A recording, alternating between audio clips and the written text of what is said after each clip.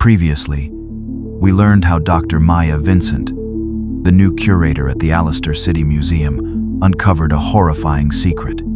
A supposedly 50-year-old wax figure of a black Union soldier, praised for its haunting realism, was discovered to have no records. Driven by suspicion, Dr.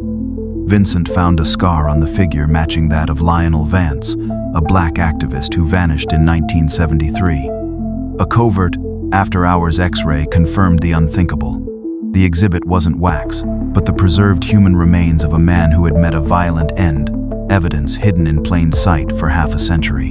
The museum wasn't just preserving history, it was concealing a crime scene. Thank you for coming back to hear the rest of this story. What happens when a secret, buried for 50 years, is finally unearthed? The discovery was just the beginning. If you're comfortable, let me know where you're joining from. Knowing you're here matters as we follow the difficult path to the truth. Now, let's delve into the reckoning. The pre-dawn chill of the Baton Rouge streets did little to cool the frantic burning heat Maya felt behind her eyes. She and Ben had slipped out of the Alistair City Museum like ghosts. The portable X-ray unit rolled away, the heavy service door clicking shut behind them, sealing the monstrous secret back into the silent and sleeping building. But the knowledge they carried was a physical weight, a sickening, terrifying burden that seemed to press down on Maya's chest, making it hard to breathe. Ben, his face pale and drawn in the flickering streetlights, looked utterly shell-shocked. "Maya," he whispered, his voice hoarse. What do we do now? You can't just call the cops, can you? After, he gestured vaguely, encompassing their illegal entry, the unauthorized use of hospital equipment, the sheer unbelievable horror of what they had found. Maya leaned against the cold brick wall of an adjacent building, trying to force her racing mind into some semblance of order. Ben was right. Calling 911 was impossible. How could she explain? "Yes, officer, I broke into the museum with hospital equipment and X-rayed a 50-year-old exhibit. And guess what? It's a missing person from 1973, with evidence of a fatal encounter lodged in his chest." They'd think she was insane. Or worse, they'd see her as the criminal, the one who had violated the sanctity of the museum, and the truth about the figure would be buried under the scandal of her own actions. She thought of Mr. Clayton, his cold, dismissive warning, "Leave the past alone." She thought of the thin, dismissive police file from 1973, the official narrative that had branded Lionel Vance a runaway. The system hadn't just failed him. It had actively participated in his erasure. How could she trust that same system now, 50 years later? She spent the rest of the night wide awake in her small apartment, the X-ray images seared into her memory, the delicate anatomical lattice, the perfectly formed structure of a human hand, the small, dense, white object nestled near the spine. It was proof. Irrefutable. Scientific proof. But proof was useless if it wasn't presented to the right person, in the right way. She needed someone within the system, but someone who was perhaps not entirely of the system. Someone sharp, someone tenacious, someone who wouldn't be easily intimidated by the museum's powerful board or the city's old, tangled history. She thought of a name she'd heard mentioned during her initial meetings with city officials, a name whispered with a mixture of respect and a slight edge of fear.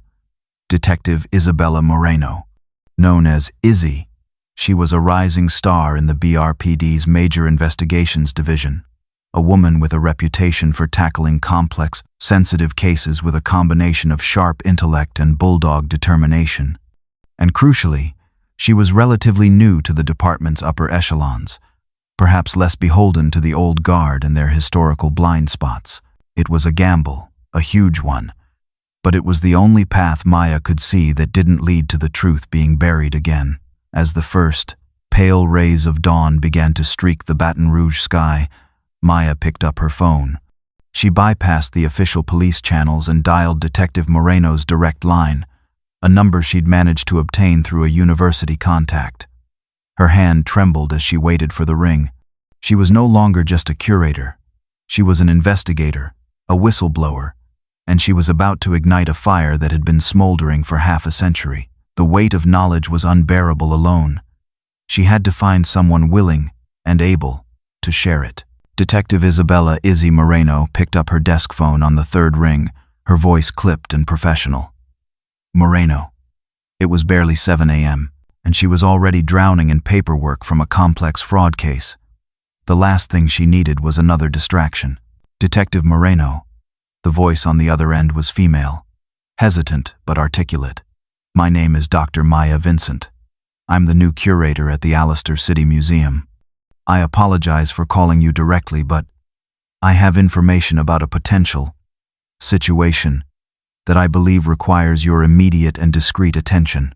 Moreno sighed inwardly. A museum curator, probably worried about a stolen painting or a forged artifact. Dr. Vincent, with all due respect, shouldn't you be calling the Art Crimes Unit or Museum Security? No, detective. Maya's voice was firm now, insistent. This isn't about art. It's about the figure's true nature and a possible 50-year-old unlawful end. That got Moreno's attention. She leaned forward, her pen hovering over a notepad. Okay, Dr. Vincent, you have my attention. Start from the beginning and keep it concise. Maya laid out the story with the methodical precision of a researcher presenting a thesis. She described her audit, the anomalous accession file for the Black Union soldier figure from 1974, the unsettling realism of the figure itself, her evasive conversation with the retired curator, Mr. Clayton. She then detailed her archival research, the discovery of the missing activist Lionel Vance from 1973, and the crucial identifying detail, the crescent-shaped scar. Moreno listened, her initial skepticism slowly giving way to a grudging professional curiosity.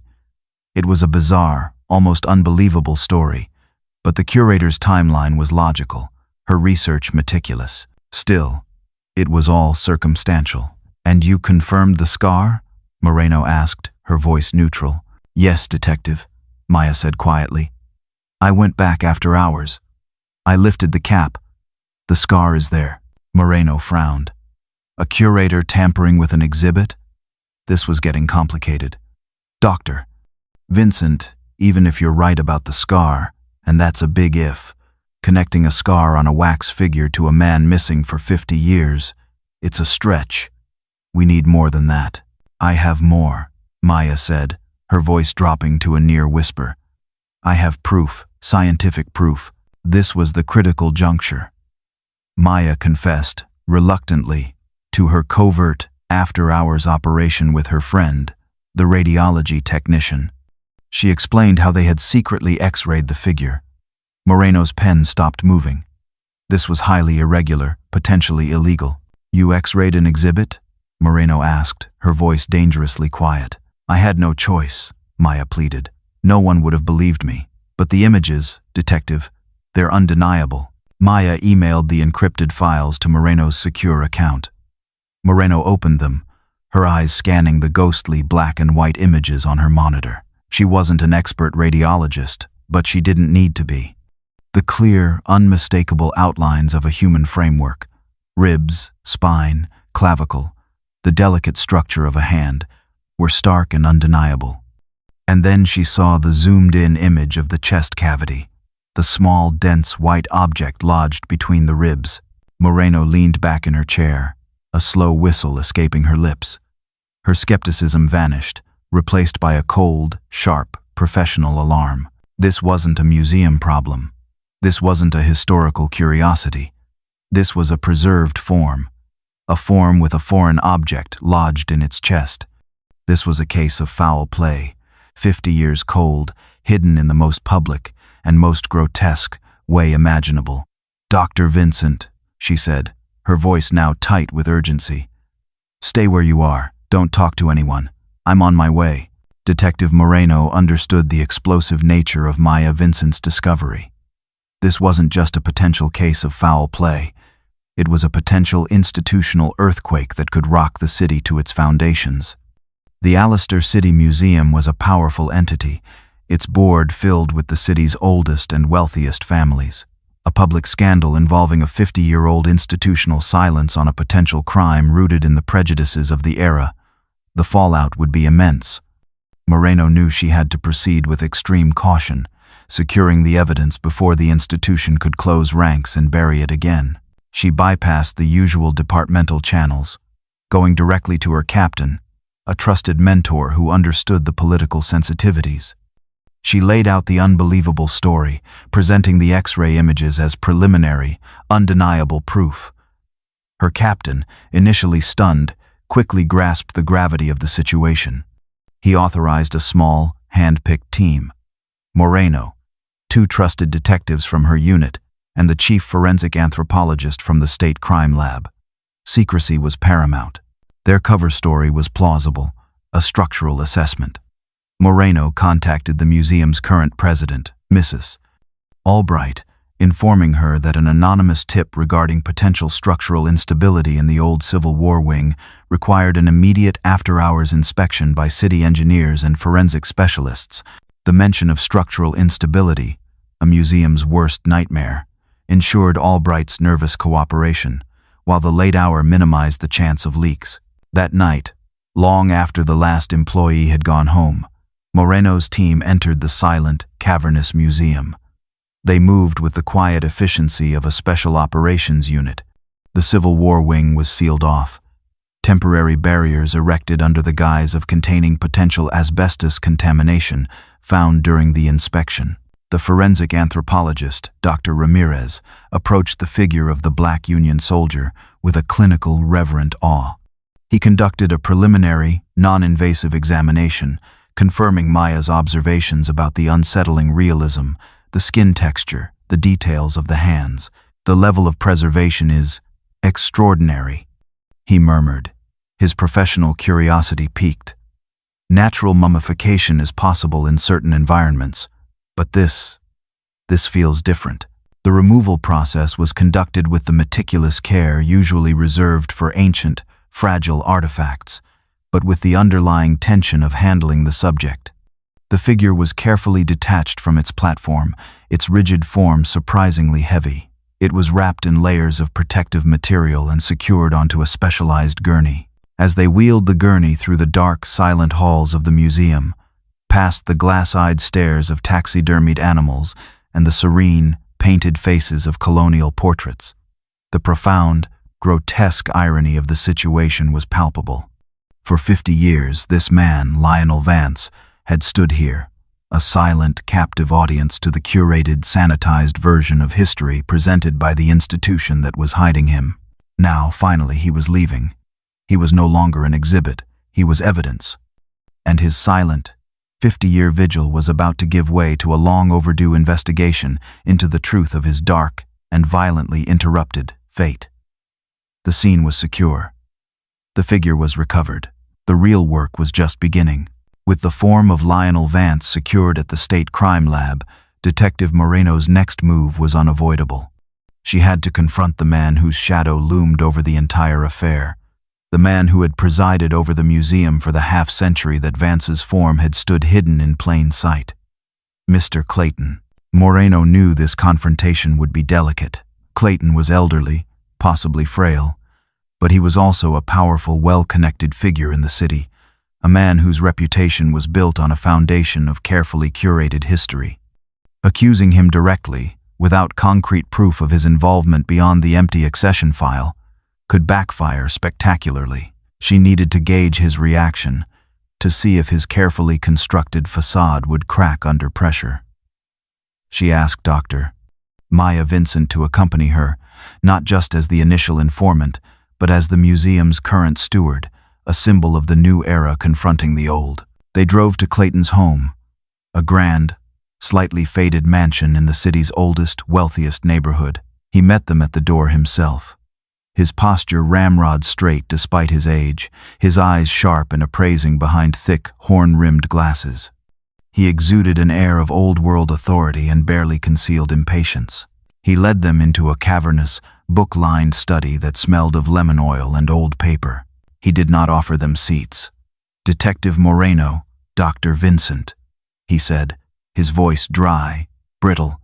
"To what do I owe this Intrusion? Moreno got straight to the point.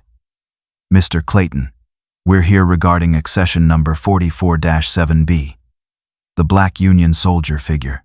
Clayton's expression tightened almost imperceptibly. As I told Dr. Vincent, he said, his voice laced with condescension, it's an old wax model of little significance, a distraction from the museum's real work. It's not a wax model, Mr. Clayton, Moreno stated, her voice calm but firm. She slid a series of glossy 8x10 prints across the polished surface of his antique desk. They were the X-ray images, the framework, the hand, the spine. It's human in origin. We confirmed it last night. Clayton stared at the images, his face slowly draining of color. His hands, resting on the desk, began to tremble slightly. He looked up, his eyes meeting Maya's, and she saw not anger, but a flicker of something else. Fear, perhaps, or a deep, ancient shame. We also found this, Moreno continued, placing a final image on top of the others, the close-up of the chest cavity, the small, dense object clearly visible, a metal object, lodged near the heart. Clayton sank heavily into his large leather armchair, the air seeming to rush out of him. The authoritative mask crumbled, revealing the frail, frightened old man beneath. He stared into the empty fireplace, his gaze distant, lost in a memory from half a century ago. I didn't know, he whispered, his voice barely audible. Not about that. He gestured vaguely towards the image of the object. I swear. I didn't know how he met his end. But you knew it was human? Moreno pressed, her voice sharp. Clayton nodded slowly, his eyes still fixed on the fireplace. Yes, he admitted. The word a heavy, choked exhalation. I knew. The confession hung in the air, thick and heavy. He went on to tell his story, a narrative of fear, ambition, and willful blindness. He claimed the subject had been delivered to the museum's loading dock in 1974, anonymously, in a large sealed crate addressed to him personally. He described his shock, his horror upon opening it. He claimed he didn't know who it was, only that it was the form of a black man, remarkably preserved. He admitted his first instinct was to call the police. But then, fear took over. Fear of scandal. Fear for the museum's reputation. Fear for his own nascent career. He spoke of the community tensions of the era, the city's volatile political climate. Reporting the discovery, he rationalized, would have caused chaos, civil unrest perhaps. So, he made a decision. A monstrous, career-defining decision. He hid the subject in the museum's vast, labyrinthine archives. And then, months later, struck by what he called a moment of grotesque inspiration, he commissioned the uniform, created the anonymous exhibit, and buried the evidence in plain sight. He claimed he acted alone, that no one else knew. He insisted he didn't know it was Lionel Vance, didn't know he had been harmed. It was a partial confession, wrapped in layers of self-preservation and historical justification. Moreno listened, her expression unreadable, knowing that untangling the truth from his carefully constructed narrative would be the next, difficult chapter of the investigation. Clayton's partial confession, while self-serving, provided the crucial confirmation. The figure was indeed human in origin, acquired under deeply suspicious circumstances in 1974. The next step for Detective Moreno was twofold: formally identify the individual and locate any surviving family. The investigation shifted from the museum's curated lies to the messy, human reality of a life violently interrupted half a century ago. The formal identification process was relatively straightforward, given the information Maya had already uncovered. Dr. Ramirez, the forensic anthropologist, compared the anatomical structure seen in the X-rays with Lionel Vance's known height and build from his driver's license records. Dental records, obtained from Vance's childhood dentist's archived files, were compared with the X-rays of the teeth. And crucially, the unique, crescent-shaped scar, while not visible on the bone, was documented in Maya's initial report and corroborated by the newspaper article. Within days, the official verdict was in. The individual was, beyond any reasonable doubt, those of Lionel Vance, missing since 1973. Finding living relatives was a more delicate and painstaking task. Vance had been young, only 28, when he vanished. His parents were long deceased.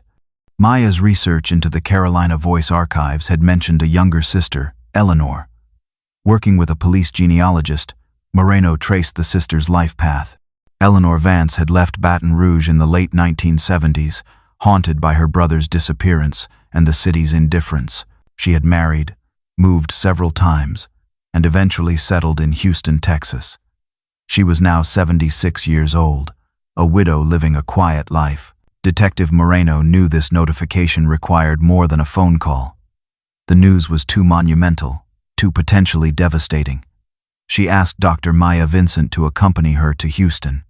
Maya, who felt a deep, personal connection to Lionel's story, agreed immediately. They found Eleanor Vance living in a small, neat retirement apartment. She was a woman whose face held the lines of a long life marked by quiet sorrow, but whose eyes still held a spark of the fierce intelligence Maya had seen in Lionel's photographs.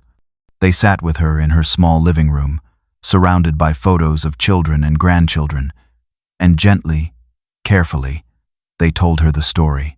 They told her about the museum, about the audit, about the figure of the soldier. They told her about the scar, about the X-rays, about the final, certain identification. Eleanor listened in absolute, stunned silence, her hands clasped tightly in her lap, her face a mask of disbelief. When Moreno had finished, Eleanor was still silent for a long moment. Then, she looked directly at Maya, her gaze sharp, piercing. "So, he was there?" she asked, her voice a low, trembling whisper. "All this time, my brother was standing in that museum?" Maya nodded, tears welling in her own eyes. "Yes, Mrs. Vance. I'm so sorry." Eleanor closed her eyes, and a single tear traced a path down her wrinkled cheek. It wasn't a tear of fresh grief, but of something older, deeper, the release of a 50-year-old uncertainty, the final, heartbreaking confirmation of a loss she had been forced to carry alone for so long. "They told us he ran away," she said, her voice filled with a quiet, ancient anger. "They told us he was trouble. But Lionel, he wasn't trouble. He was brave. He was trying to make things right. And they took him." The ghost of Lionel Vance finally had his name back, and in the quiet living room of his elderly sister, hundreds of miles away from the museum that had been his prison, his story, silenced for half a century, was finally beginning to be told. The official forensic examination of Lionel Vance's form was conducted by Dr. Aisha Cole, the state's chief forensic pathologist. It was a case unlike any she had encountered in her career, a macabre intersection of history, crime, and the strange, unpredictable science of preservation. Her examination sought to answer the critical questions. How had his life ended? And how had his form remained so remarkably intact for 50 years? The external examination confirmed the initial findings. The subject was that of a black male, approximately 5 feet 10 inches tall, consistent with Lionel Vance's records. The crescent-shaped scar was clearly visible. The overall state of preservation was astonishing. Dr. Cole noted the skin had taken on a leathery, almost waxy texture, and there was significant dehydration of the tissues, but decomposition was minimal. Her initial hypothesis was saponification, the formation of adipocere, or grave wax, a process that can occur in anaerobic, moist environments. However, the conditions inside a museum exhibit seemed unlikely to produce such a result. Further analysis revealed trace amounts of certain chemicals, arsenic and formaldehyde, within the tissues. This suggested not a natural process, but a deliberate, if perhaps crude attempt at chemical preservation, possibly an embalming or preservation technique common in the late 19th or early 20th century, but certainly not standard practice in 1973. Had the subject been treated before arriving at the museum? Or had Clayton, in his grotesque attempt to turn a body into an artifact, applied some archaic preservation method himself? The science provided clues, but no definitive answers about the how of the preservation. The medical findings, however, provided the stark, undeniable answer to the nature of his passing. Dr. Cole carefully documented the path of the small-caliber object revealed in the X-rays. It had entered his chest from the front, slightly left of the sternum, fracturing a rib before lodging itself near his spine. The path indicated a trajectory through vital organs. The evidence is consistent with a fatal encounter involving a foreign object. Dr. Cole wrote in her official report, her clinical language barely masking the reality. Lionel Vance had not died of natural causes. He had not suffered an accident. His life had been taken by force. The foreign object itself was carefully extracted. It was a deformed lead item, consistent with a .22 caliber round, a common, relatively low-powered handgun caliber. Ballistics analysis was impossible due to the deformation, but the object itself was the irrefutable, physical proof of the force involved that had ended Lionel Vance's life. Dr. Cole's report was the final nail in the coffin of the 1973 official narrative. It was the scientific confirmation of what Maya had suspected and what Clayton had partially admitted. Lionel Vance was not a runaway. He was the victim of foul play, his form then subjected to a strange preservation process and hidden in the most public and most audacious way imaginable. The science had finally broken the 50-year silence, revealing the cold, hard facts of an incident that had been deliberately, systematically, and successfully concealed for half a century. The news, when it finally broke, hit the city like a thunderclap. Sarah Jensen adjusting context here. Maya likely leaked the confirmed examination results, and Clayton's partial confession to a trusted journalist published her explosive story. The headline dominated the front page of the Baton Rouge Advocate. Museum's wax soldier identified as missing activist Lionel Vance. Form shows evidence of dark fate. The story detailed Maya Vincent's discovery, Clayton's admission of knowing the figure was human in origin, the forensic confirmation of Vance's identity, and the chilling evidence suggesting he had met a dark fate. It was a bombshell, a story that instantly ignited a firestorm of media attention, public outrage, and institutional panic. The Alistair City Museum, once a staid, respected, if somewhat sleepy, institution, found itself under siege. News trucks camped out on its manicured front lawn.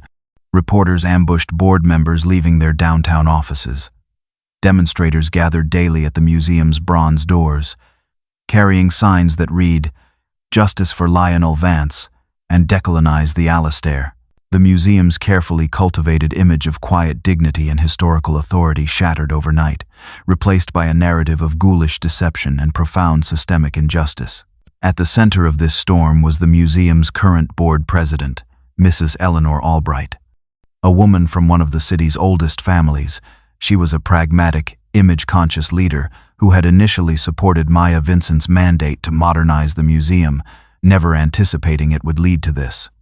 She found herself in an impossible position, caught between the need to protect the institution's reputation and, likely, the reputations of some of the city's founding families, potentially connected to the original institutional silence, and the undeniable, horrific truth that her museum had been complicit in concealing a potential unlawful end for 50 years. Her initial reaction was one of defensive damage control. The museum issued a bland, lawyer-approved statement expressing shock and deep regret and promising full cooperation with the ongoing police investigation. They placed Mr. Clayton on administrative leave from his emeritus position, a largely symbolic gesture, and emphasized that these events had occurred under previous leadership, decades ago. But the public was not placated. The pressure mounted. Activist groups demanded the resignation of the entire board. Historians called for a complete independent audit of the museum's entire collection, questioning what other dark secrets might be hidden in its archives. Calls for reparations and a formal apology to the Vance family and the black community grew louder each day. Mrs. Albright found herself at a crossroads. She could circle the wagons, double down on the defensive strategy, and try to weather the storm, hoping it would eventually pass. Or she could embrace transparency, acknowledge the museum's profound culpability, and commit to a difficult, painful, but ultimately necessary process of truth and reconciliation. Her decision would determine not just the future of the Alistair City Museum, but also how the city itself would reckon with a dark chapter of its past that had been forcibly kept silent for far too long. The museum was under siege, not just by demonstrators and reporters, but by the weight of its own hidden history. With the modern-day reality confirmed, human origins, evidence of foul play, a likely pattern of silence, Detective Izzy Moreno turned her sharp, investigative focus back to the origin point, 1973. Reopening the cold case file on Lionel Vance's disappearance was like stepping back into a different world, a world where the rules were different, the technology was primitive, and the systemic issues were worn openly, without apology. The original file, the thin manila folder Maya had first discovered, was almost useless, a monument to willful negligence. Moreno assigned 2 junior detectives to start from scratch, rebuilding the timeline, re-interviewing anyone still alive who might have known Vance or been involved in the original, flawed investigation. They tracked down retired police officers who had worked the case. Most claimed faulty memories or offered the same, tired justifications. Vance was a troublemaker. He had radical friends. The voluntary disappearance theory was the most logical explanation at the time. Moreno sensed a pattern of deliberate obfuscation, the old guard closing ranks even 50 years later. The team delved deeper into the political context of 1973 Baton Rouge. It was a city in flux, grappling with the changes brought by the civil rights movement, but still deeply segregated in practice. Its power structure firmly in the hands of a white elite. Lionel Vance, with his charismatic leadership and his fearless challenges to that power structure, had been a major thorn in their side. They re-examined the city council meeting Vance had attended the night he vanished. The official minutes were bland, sanitized, but through interviews with surviving activists from that era, a different picture emerged. Vance had delivered a fiery, damning presentation, accusing a specific, powerful real estate developer, a man with deep ties to both the city government and the Alistair Museum's board, of using predatory tactics to displace black families from a neighborhood slated for redevelopment. The meeting had ended in chaos, with veiled threats reportedly exchanged. This developer, now deceased but whose company remained a major force in the city, became a central figure in Moreno's historical investigation. Had he orchestrated Vance's disappearance? Had he used his influence to pressure the police into closing the case? Had he perhaps even used his connection to the museum board to arrange for the grotesque handling of the subject?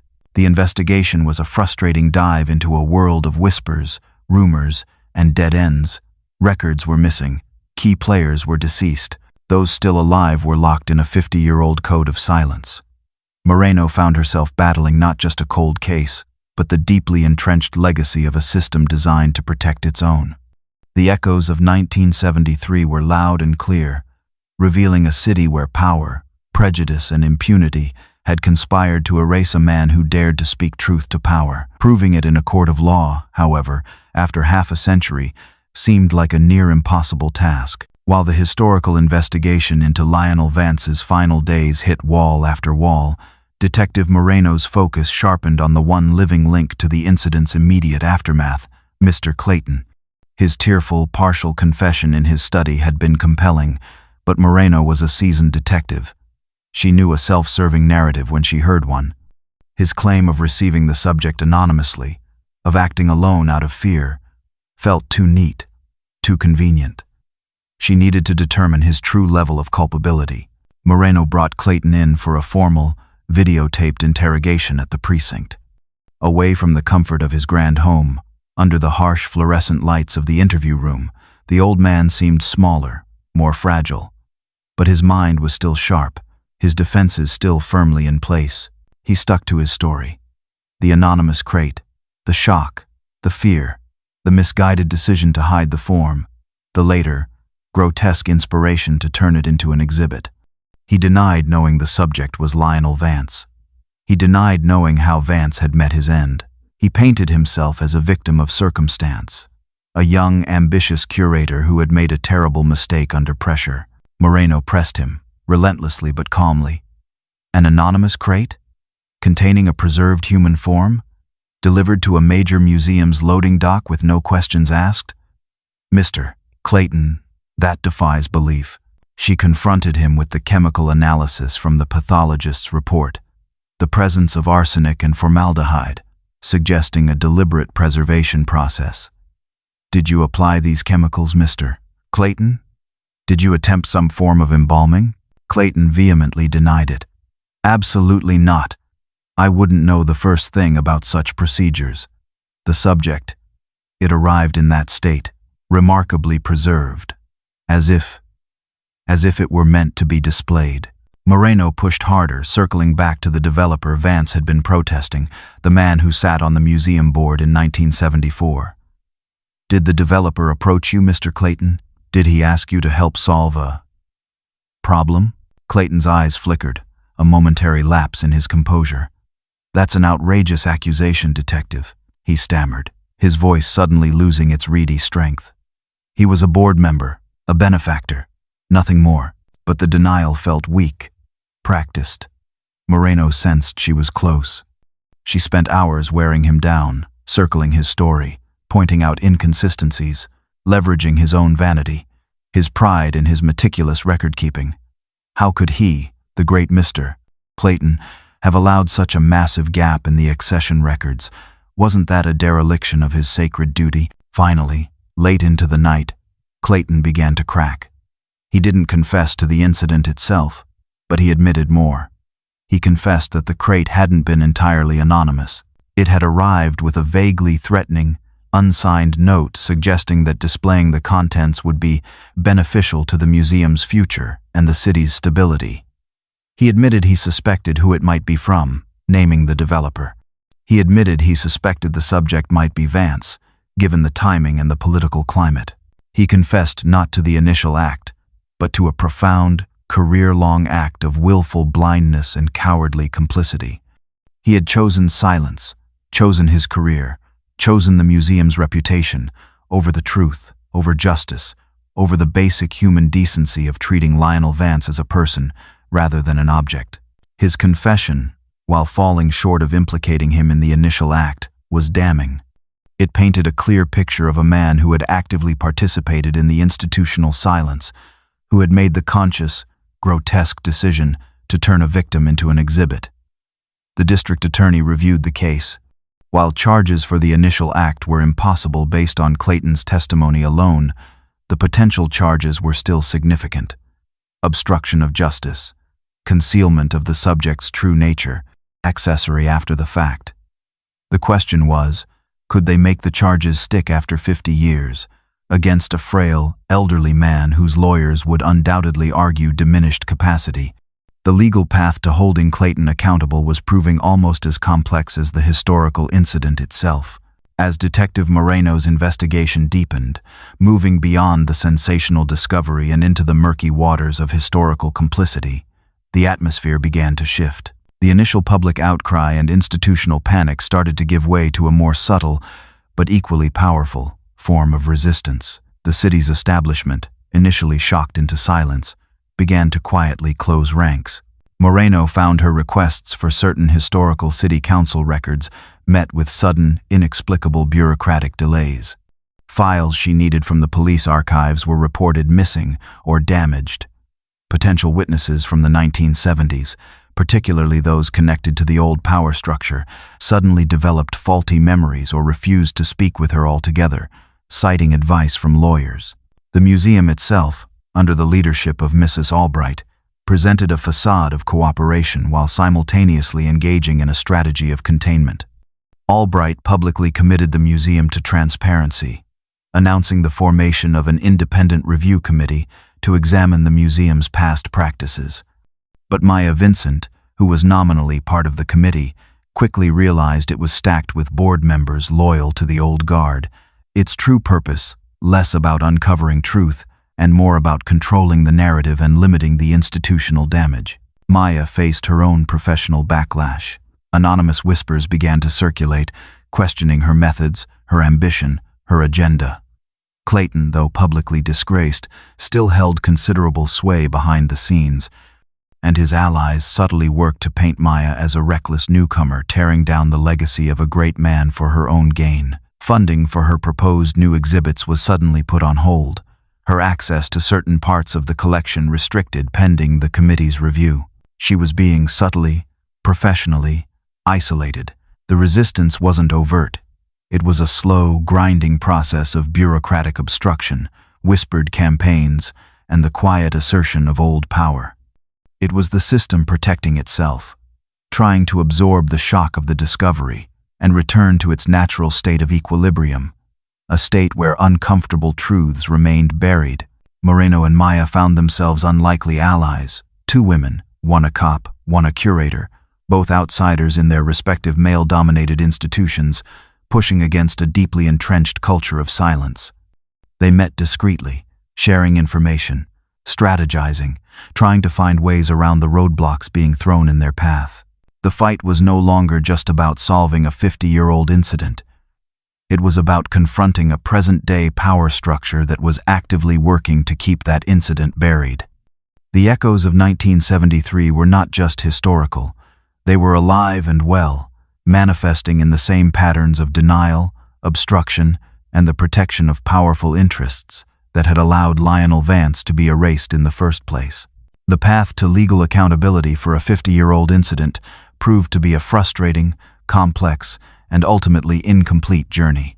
The district attorney's office, armed with Clayton's confession of complicity and the forensic evidence confirming Vance's tragic end, convened a grand jury. The grand jury reviewed the historical evidence, the pathologist's report, and Clayton's carefully worded testimony. They heard from Detective Moreno, who laid out the circumstantial case pointing towards the deceased developer as the likely orchestrator of Vance's disappearance. But after weeks of deliberation, they returned a decision that was both legally sound and deeply unsatisfying.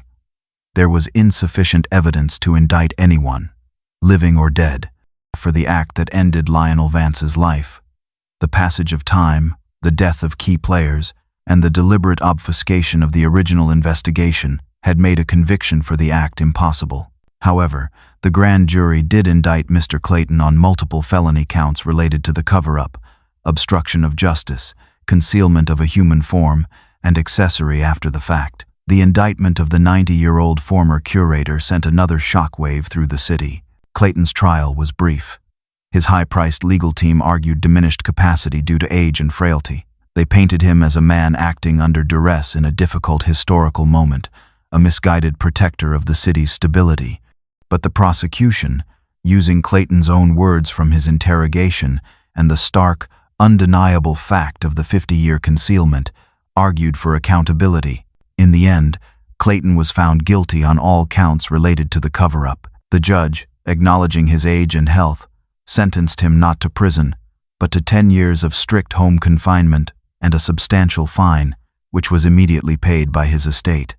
It was a legal victory, but it felt hollow. The man who had likely known the most, the man who had made the grotesque decision to turn a victim into an exhibit, would live out his final days in the comfort of his mansion, and his sentence, a pale shadow of the 50 years Lionel Vance had spent trapped in silence. Legal justice was incomplete, but another form of accountability was taking shape. The grand jury report, while not resulting in further indictments, included a scathing review of the 1973 police investigation, calling it grossly negligent and tainted by clear prejudices of the era. It called for a formal apology from the city and the police department to the Vance family and the black community. The pursuit of legal convictions had largely failed due to the passage of time, but the pursuit of truth, spearheaded by Maya Vincent and Detective Moreno, had succeeded. The official narrative had been exposed, the systemic failures had been laid bare, and while the men directly responsible for Lionel Vance's dark fate might escape earthly punishment, their actions, and the system that enabled them, were finally being held accountable in the harsh, unforgiving light of history. While the legal battles played out, Dr. Maya Vincent focused on a different kind of justice, restorative justice, enacted within the very walls of the institution that had perpetrated the injustice. She knew that the museum could not simply apologize and move on. It had a profound, moral obligation to confront its past and to use its platform to tell the true story of Lionel Vance. She proposed a new permanent exhibit, not just about the figure, but about the man himself. It was a radical proposal, one that required the museum to publicly acknowledge its own culpability, and it met with predictable resistance from the more conservative elements of the board. But Mrs. Albright, the board president, perhaps seeing it as the only path towards genuine institutional redemption and a necessary step in salvaging the museum's shattered reputation, threw her full support behind Maya. Maya worked closely with Lionel Vance, Lionel's sister. Together, they began the emotional, painstaking process of piecing together Lionel's life. Eleanor shared family photographs, letters, recordings of his music. Maya unearthed more articles from the Carolina Voice, interviewed surviving friends and fellow activists. They were not just building an exhibit. They were resurrecting a life that had been deliberately, violently erased. The exhibit, titled Lionel Vance, The Man, the Music, the Movement, was designed to be immersive, honest, and unflinching. It began with his childhood in Baton Rouge, his passion for jazz, his emergence as a powerful voice for civil rights. It showcased his music, playing recordings of his trumpet through hidden speakers. It displayed photographs of him leading protests, his face alight with passion and purpose. Crucially, the exhibit did not shy away from the circumstances of his disappearance. It included reproductions of the damning newspaper articles, excerpts from the original, flawed police report, and a clear, factual account of the land dispute he was investigating. It told the story of a man who was silenced for speaking truth to power.